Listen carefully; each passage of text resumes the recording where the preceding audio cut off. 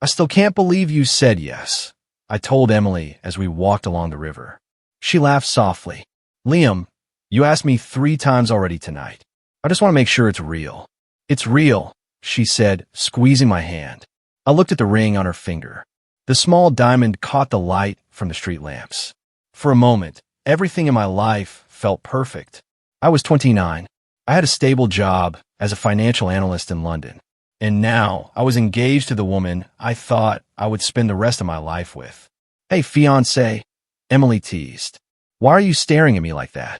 Because I'm trying to memorize this moment. She rolled her eyes but smiled. The next day, I met my best friend Daniel Brooks at our usual pub. So, Daniel said, raising his glass, to the bravest man I know. Bravest? Yeah. Marriage is a risky investment. I laughed. You sound like my finance professor. Daniel leaned back in his chair. Seriously though, mate, Emily's great. You finally found the right one. You really think so? He nodded without hesitation. Absolutely. Hearing that made me feel even better. Daniel had known me since university. If anyone could see red flags, it would be him. But at that moment, neither of us saw any. A week later, Emily and I were sitting on the couch watching a movie. Halfway through, her phone buzzed. She glanced at it quickly and smiled. I noticed the smile. It was small but different. Good news? I asked. She locked her phone. Just a message. From who? An old friend. Anyone I know? No, she said quickly. Just someone from my hometown. I nodded slowly. Something about her tone felt strange, but I didn't push it. Instead, I joked. Tell them your fiancé says hello. She laughed again, but this time it sounded a little forced. A few days later, we went out for dinner. Emily looked beautiful that night. She wore a blue dress I had never seen before. You look amazing, I told her. Trying to impress my future husband, she said. You don't have to try. She smiled and picked up the menu. Halfway through dinner, her phone buzzed again. She glanced down and smiled in that same distant way. I tried to ignore it, but the curiosity slowly crept into my mind. So, I said casually, who keeps texting you lately? She looked up. What do you mean? I've just noticed you've been smiling at your phone a lot. Oh, she laughed. You're jealous already? I'm not jealous. Then why ask? I'm just curious. She shrugged. It's Oliver. Oliver. Yeah, Oliver Grant. We grew up together. I waited for more explanation, but she simply took a sip of water. So, he's a friend? I asked. Of course. You two seem close. We were kids together, she said. We used to do everything. Her voice softened when she said that. I noticed it immediately. What kind of things? I asked. Oh, you know, she said, smiling at the memory. School, summer trips, silly teenage stuff. You still talk often? Not really, she said quickly. Just catching up. I nodded, but something inside me shifted slightly. Not pain, just a tiny feeling I couldn't explain.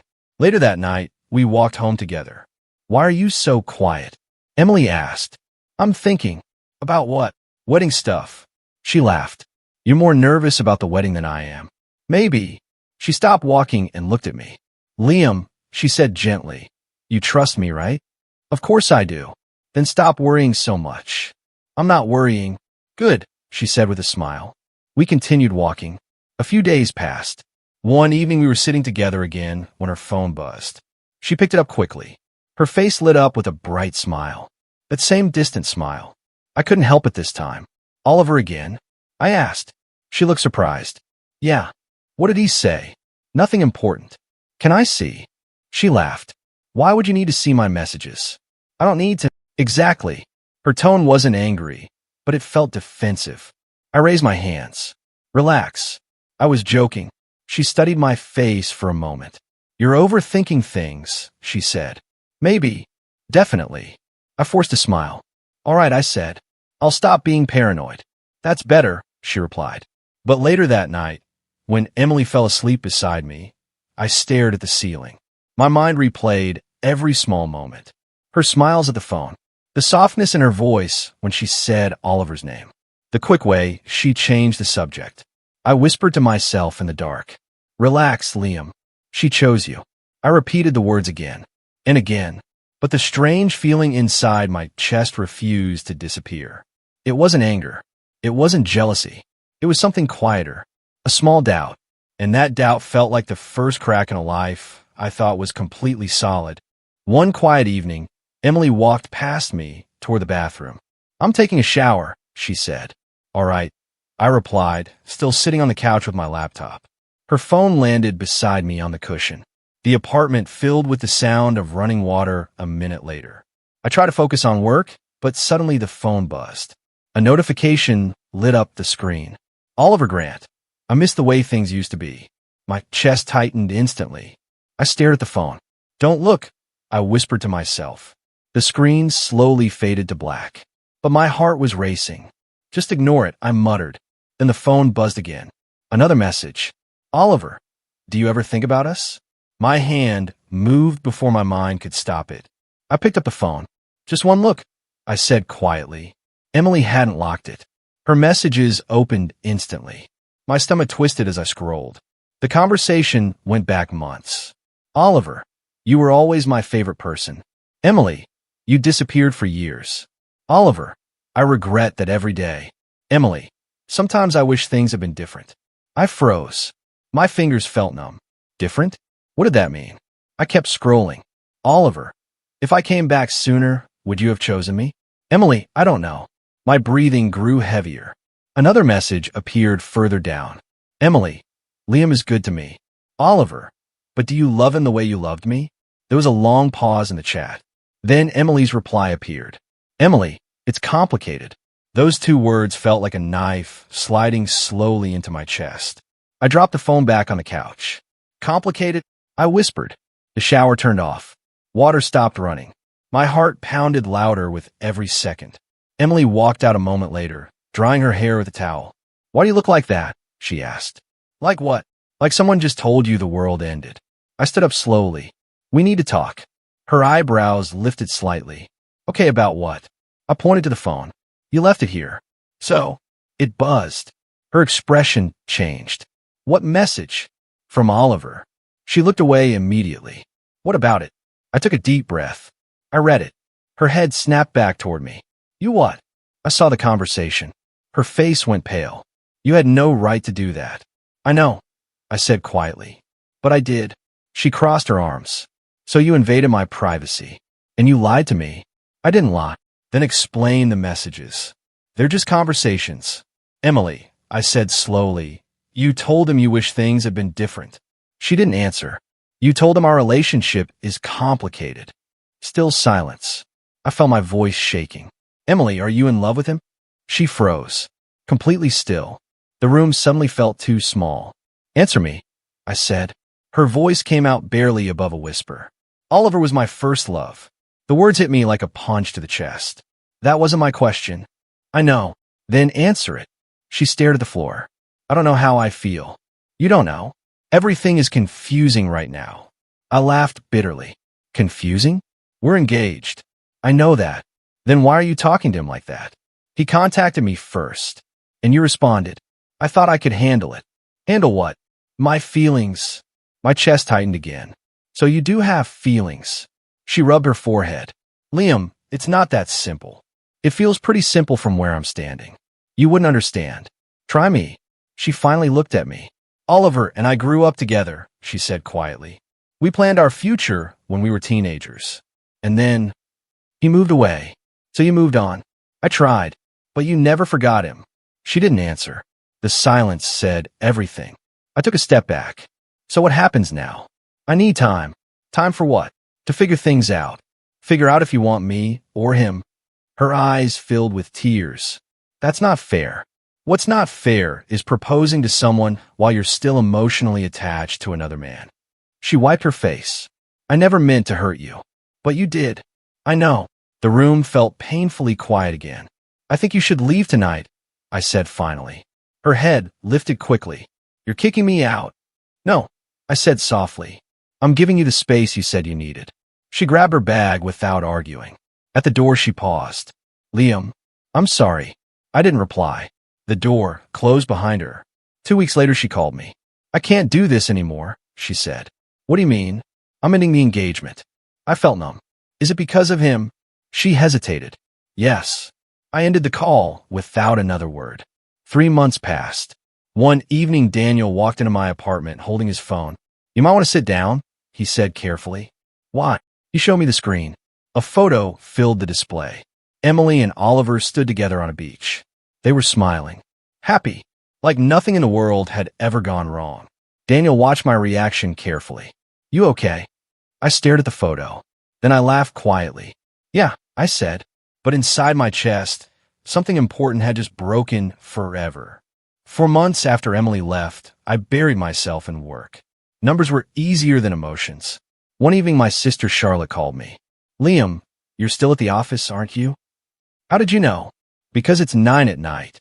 I'm busy." "You're hiding." I sighed. "I'm working." "Same thing," she said. "Charlotte, listen to me," she interrupted gently. "You can't live in the past forever." "I'm not." "You are," she replied. "You just call it productivity." I leaned back in my chair. "What do you want me to do?" "Come to dinner tomorrow." "I have work." "Liam." "Fine," I muttered. Dinner. The next evening, she studied my face carefully across the table. "You look tired," she said. "I'm fine." "You look like a man who got his heart smashed and decided spreadsheets were his only friends." I laughed quietly. "Spreadsheets don't cheat."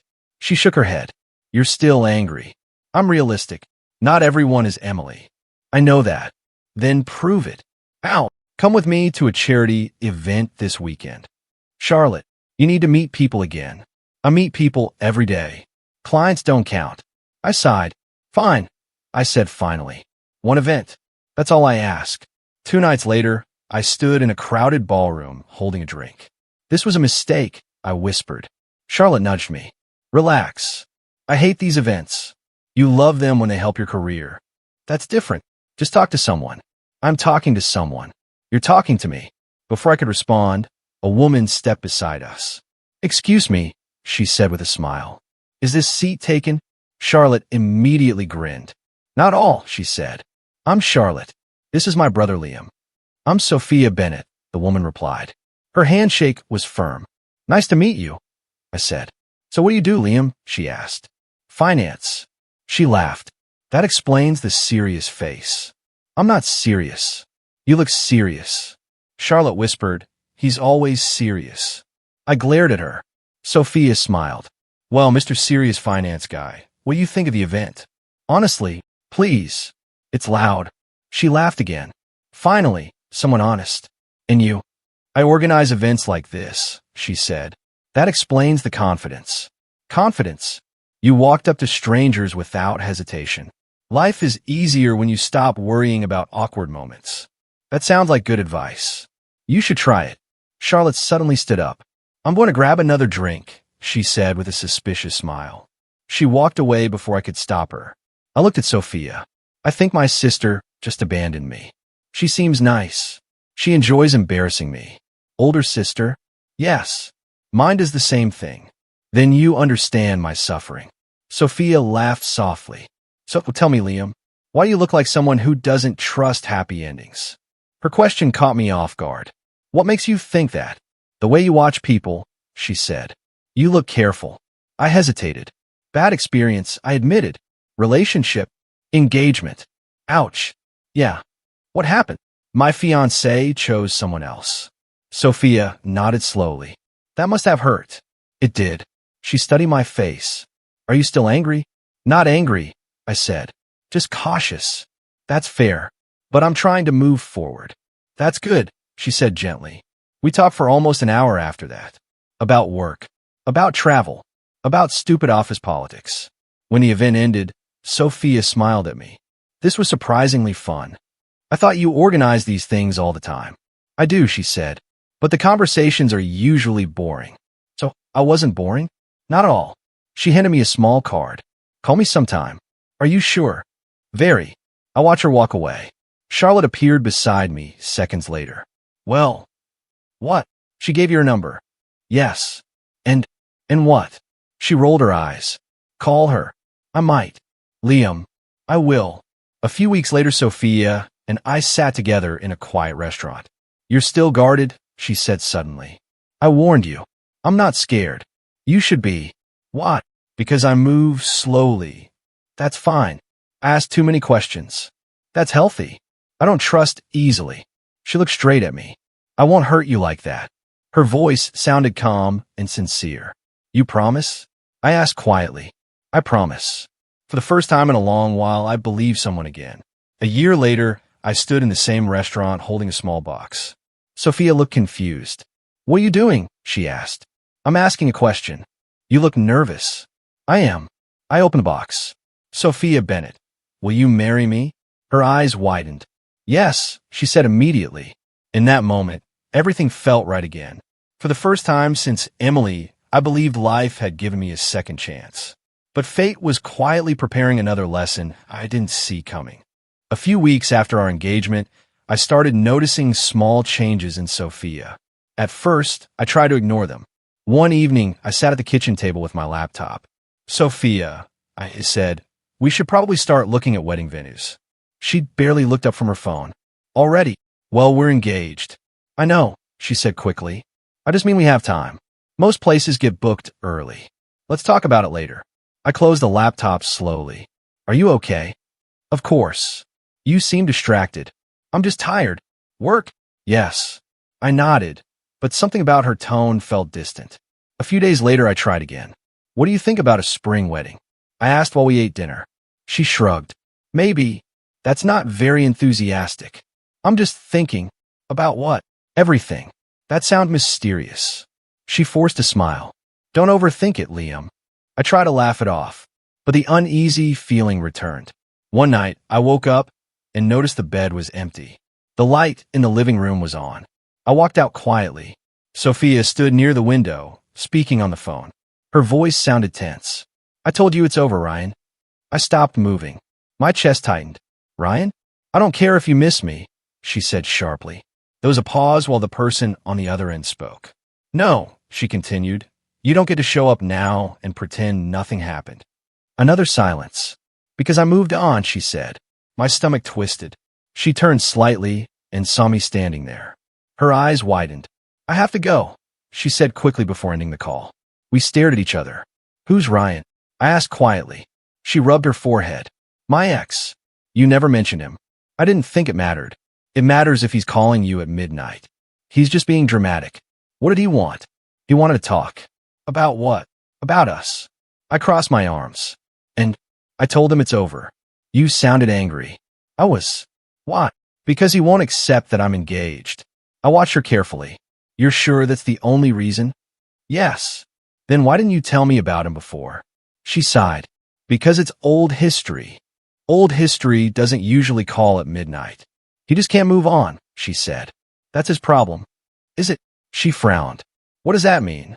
It means I want the truth. I'm telling the truth. You still sound defensive. Because you're interrogating me. I'm asking questions. She walked past me toward the bedroom. Liam, please drop it. But I couldn't drop it. Over the next week, things felt different. Sophia canceled dinner plans twice. Work emergency, she said the first time. Another late meeting, she said the second time. One night, I checked the time. It was almost midnight. Sophia still wasn't home. I called her. Hey, she answered quickly. Where are you? Still at the office. At midnight. Big project. Do you want me to pick you up? No, she said quickly. I'll get a taxi. Are you sure? Yes. All right, but something inside me felt wrong. The next evening I asked directly. Are you still talking to Ryan? Her fork stopped halfway to her mouth. Why would you ask that? Because you've been distant all week. I told you work is busy. Is it the only reason? She sighed heavily. You don't trust me. I'm trying to. That doesn't sound convincing. Then help me understand what's going on. She stood up suddenly. I need some air. Sophia. I'll be back later. She grabbed her coat and left. Hours passed. Midnight came. Then 1 in the morning. She never returned. I barely slept. At 7 in the morning, I heard the door open. Sophia walked in quietly. She looked exhausted. Where were you? I asked immediately. She froze. Out. All night. Yes. With him. She didn't answer. The silence felt heavier than any confession. Sophia, I said slowly, did you see Ryan last night? She sat down across from me. Yes. My chest tightened. Why? He wanted to talk. You could have talked during the day. I know. Then why stay out all night? She looked down at the table. Because things got complicated. My voice felt dry. What kind of complicated? She rubbed her hands together nervously. Liam, just say it. I didn't plan for this to happen. What happened? She finally looked at me. I think I still have feelings for him. The words hit me like a familiar nightmare. I felt the same cold shock I had felt with Emily. So that's it? I asked quietly. I don't know. You don't know? I'm confused. Again, please don't make this harder. Harder, I repeated. She closed her eyes. I never meant to hurt you. That sentence sounds very familiar. I'm being honest. Now you are. She looked at me helplessly. I need time to figure things out. I stared at her for several seconds. Then I laughed quietly. 2 fiancés, I said slowly. What?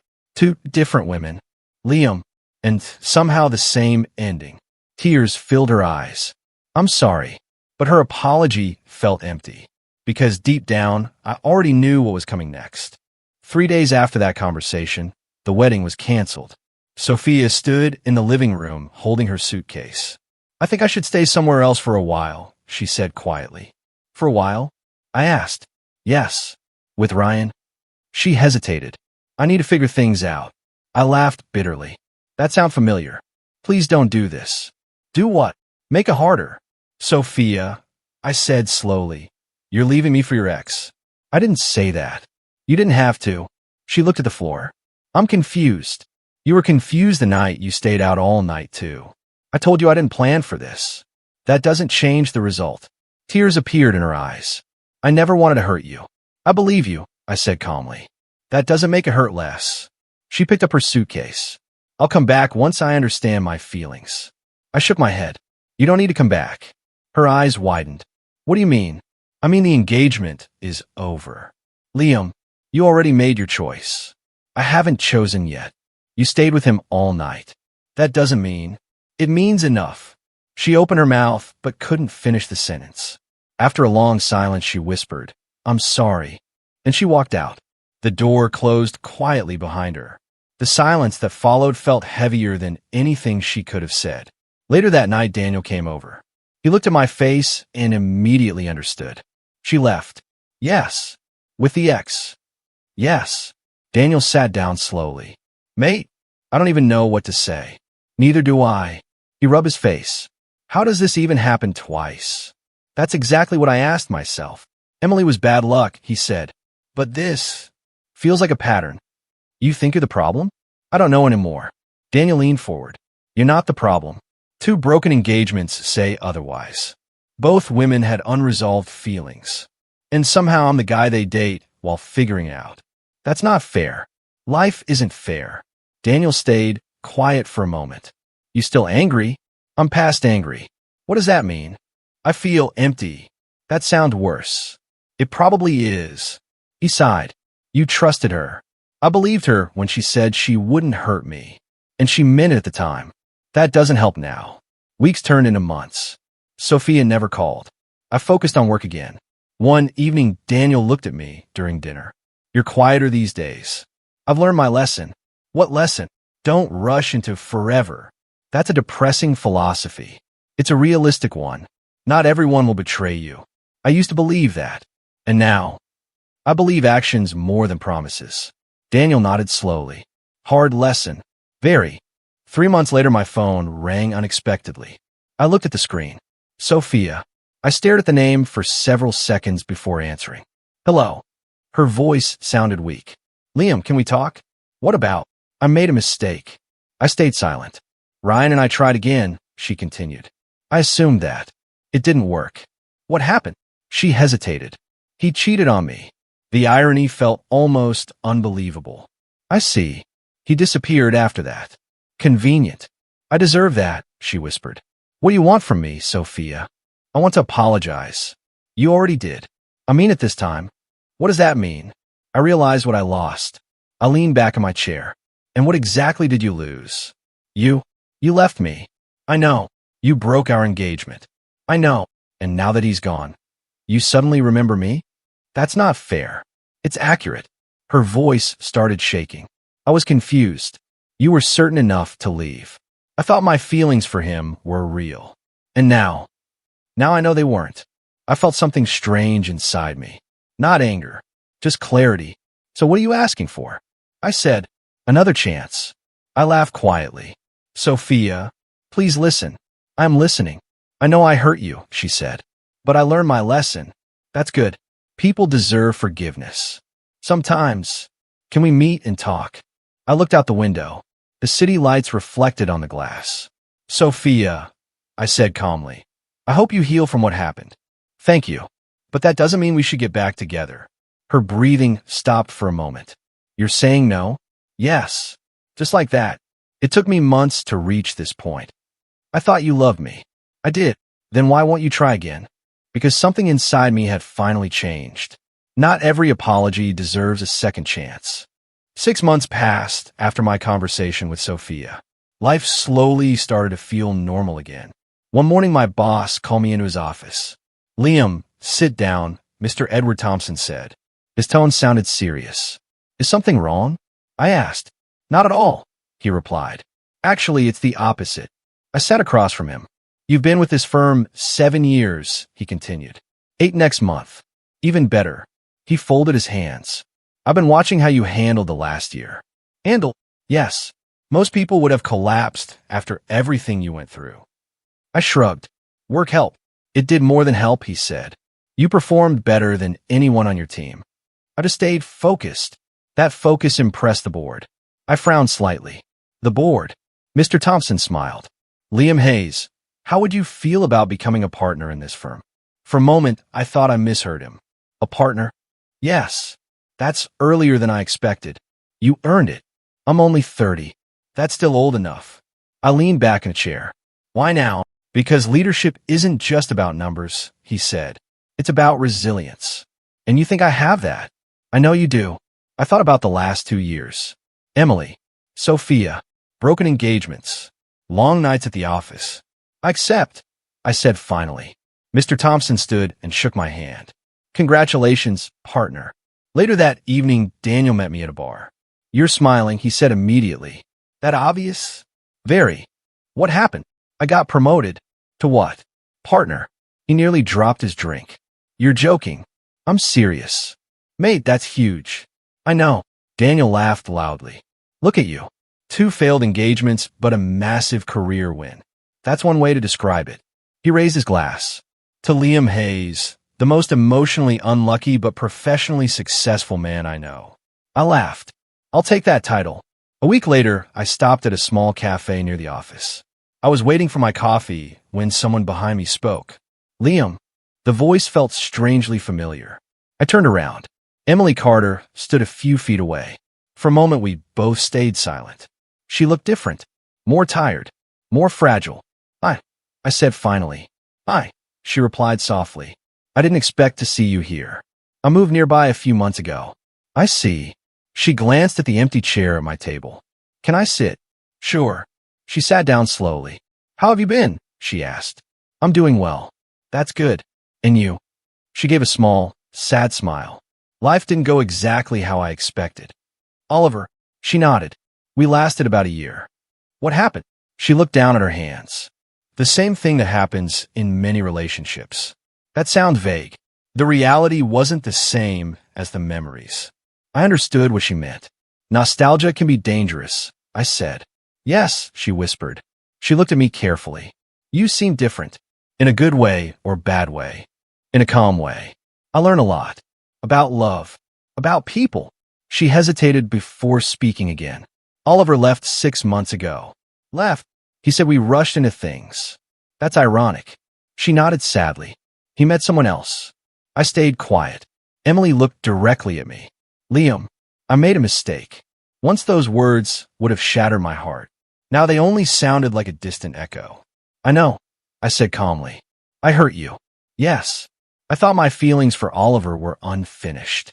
And they were just memories. She wiped her eyes quickly. I thought going back to him would fix everything. But it didn't. No. We sat in silence for a moment. Do you hate me? She asked quietly. No, you don't.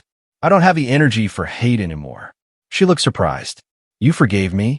Forgiveness doesn't mean we return to the past. I understand. She stared at her coffee cup. I wish I had understood that earlier. I nodded. So do I. She looked up again. You look happy. I am. Did you meet someone else? No. Then why do you look peaceful? Because something inside me had finally changed. I moved on, I said simply. For the first time since everything began, I truly meant it. A few weeks after seeing Emily, my phone started buzzing again. Sophia, I muttered, reading her message. Can we talk? I didn't reply. Another notification. Emily. Liam, I just want to explain. I stared at the screen. I didn't respond. Not yet. A week later, Sophia called. Liam, please. I need a minute, she said, voice trembling. Not now, I replied. I'm busy. I know I hurt you, she continued. But I've changed. I stayed silent. Liam, I heard you, but you won't answer. Correct. It was a long pause. I just want a chance. I can't give you one. You don't understand. I do. I just choose not to. Her voice cracked. Are you sure? Yes. Another silence. I exhaled slowly. I deleted the message and locked my phone. The next day, Emily sent another text. I just want to say I'm sorry. I didn't reply. Instead, I went for a walk along the Thames. The cool breeze helped clear my mind. I realized something I hadn't understood before. People show what they truly value by their actions, not by their words, not by apologies, only by what they do consistently. Later that evening, Daniel called. Mate, let's grab dinner, he said. I agreed. Charlotte joined us at a small restaurant near the river. Long day? She asked. Just thinking, I replied. Daniel leaned back. Thinking about them again? Yes, I admitted. Do you ever regret letting them go? He asked quietly. I paused. Charlotte looked at me, waiting. I stirred my drink slowly. No, I said finally. Because if they truly wanted me, they would never have left. Daniel nodded slowly. That makes sense. It does, Charlotte said softly. Sometimes holding on hurts more than letting go. I know, I replied. I held on too long once. Twice. But now? Daniel asked. Now, I said, looking out the window at the city lights, I feel free. Charlotte smiled. It suits you. It feels like a weight lifted, I admitted. Daniel leaned forward. So what's next? I don't know exactly, I said. But I know what isn't next. And that is going back to people who left me, I said firmly. Emily and Sophia had both shown their choices clearly. And my choice was clear too. I've learned to watch actions, not words, I added. Charlotte nodded approvingly. That's a lesson most people learn too late. Maybe that's why it feels so good now, I said. Daniel raised his glass. Here's to Liam, the man who finally figured it out. I smiled faintly. Here's to letting go. We clinked glasses. The warmth of the drink felt symbolic, like a final farewell to the past. I realized something else in that moment. Sometimes the greatest victories aren't dramatic. They're silent. They're simple. They're measured by peace, not revenge. And for the first time in years, I felt it deeply. Do you really feel okay? Charlotte asked. Better than okay, I said. I feel alive. Daniel laughed softly. That's new. You actually sound happy. I am, I admitted. Happier than I've been in a long time. You didn't need them to see your worth, Charlotte said. No, I said. I already know it. And that's enough, Daniel added. Yes, I said, smiling genuinely. It's more than enough. We finished our dinner quietly, the conversation lighter now, but my mind clear. I finally understood the lesson. Some things in life aren't about fighting or chasing. They're about walking away. And sometimes, walking away is the strongest choice you can make. That night, I went home and sat in my living room. No messages, no calls, just peace. And for the first time in years, I didn't feel broken. I felt whole. Finally, truly whole. Because I'd learned the power of letting go. 2 years had passed since Sophia's call. Life felt different, better. One morning, I sipped coffee at a small cafe in London, the sunlight warming my hands. Liam. I looked up. Emily Carter stood there. I froze for a moment. Hi, I said finally. Hi, she replied quietly. You're here. I just moved back to the city. I nodded. I see. She looked down at her hands. You look happy, she said softly. I am, I said calmly. That's good. Emily paused. I just wanted to say, you were the best man I ever had. I stayed silent, watching her struggle to speak. I mean it, she added. I I realized too late what I lost. I understand, I said gently. She looked at me, eyes wide, regret clear. I'm sorry for everything, she whispered. I nodded slowly. I hope you find peace, Emily. She smiled faintly, almost sadly. Thank you, she said, and then walked away. I watched her leave and felt nothing but calm. Later that week, I was at a gallery opening with Grace Whitmore. Grace laughed at a joke a friend made, her eyes sparkling. You okay? She asked, noticing me staring at a painting.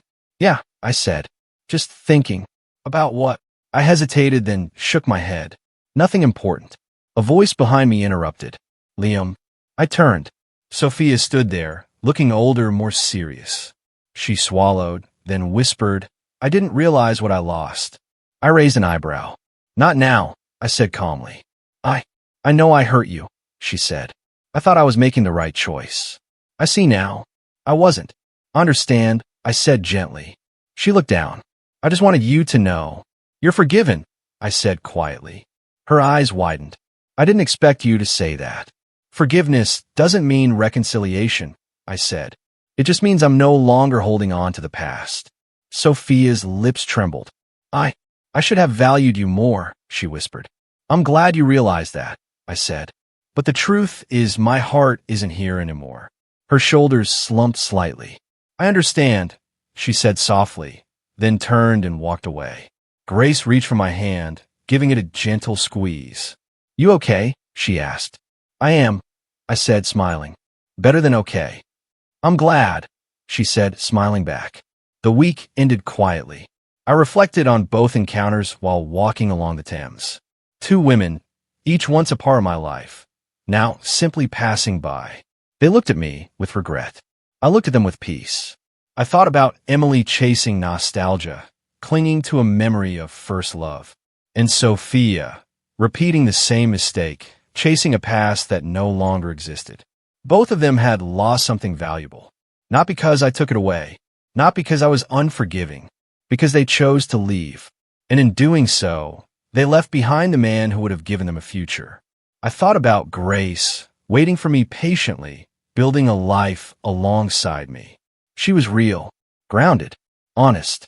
Everything I had ever wanted in a partner now stood beside me. I had learned the hard way that love isn't about chasing someone who doesn't stay. It's about finding someone who values you from the start. I smiled quietly to myself, because finally I had. No apologies, no regrets, no heartbreak left to weigh me down. Just clarity, just life, just the woman I chose, and the future I would build. Emily and Sophia had made their choices, and I had made mine. My heart no longer belonged to the past. It belonged to Grace, and to every possibility that lay ahead. I walked through the city streets, the evening lights reflecting on the Thames. Every step felt lighter than the last. The lessons had been painful, bitter, heartbreaking, but necessary. And now I understood. The biggest mistake they had made wasn't leaving me. It was thinking I'd still be waiting when they came back. I wasn't, because I had already moved forward. Finally, fully, completely. My life was mine again, and this time, I would never let it slip away.